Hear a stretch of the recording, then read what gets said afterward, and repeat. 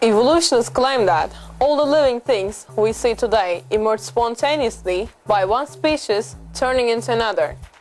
If this claim were true, the Earth would be full of intermediate form fossils linking different living species to one another.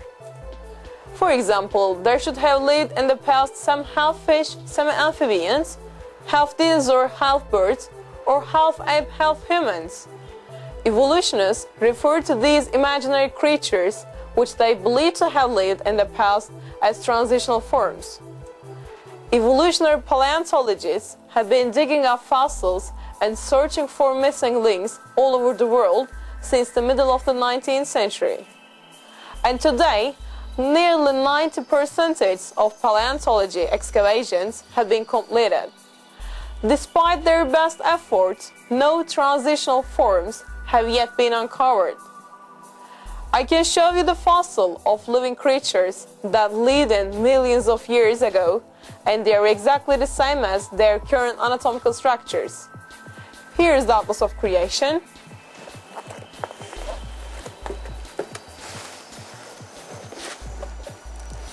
That's a fossil of a living creature who was alive 15 million years ago.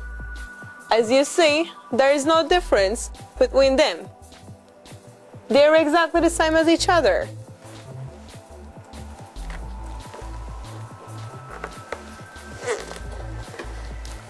You can see another example of living being lived 50 million years ago.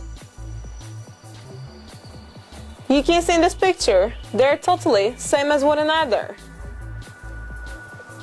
The fossil record reveals that species emerged suddenly and with totally different structures and remained exactly the same over the longest geological periods. There is no gradual development in the fossil record such as Darwin had predicted. Different species emerged all at once with their own peculiar bodily structures. At this point, it is necessary to clarify just what the concept of transitional form means. The intermediate form predicted by the theory of evolution are living things falling between two species, but which possess deficient or semi-developed organs. But sometimes the concept of intermediate form is misunderstood, and living structures which do not possess the features of transitional forms are seen as actually doing so.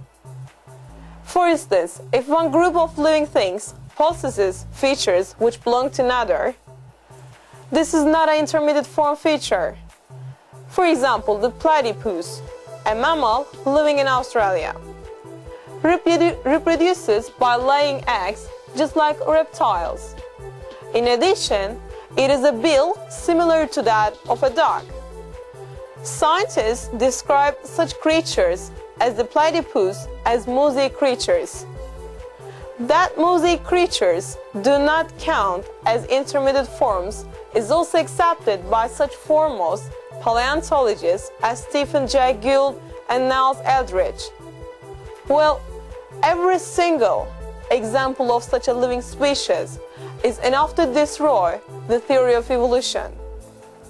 As a result, all living things were independently and flawlessly created by God, who created the universe and all the living things in it from nothing.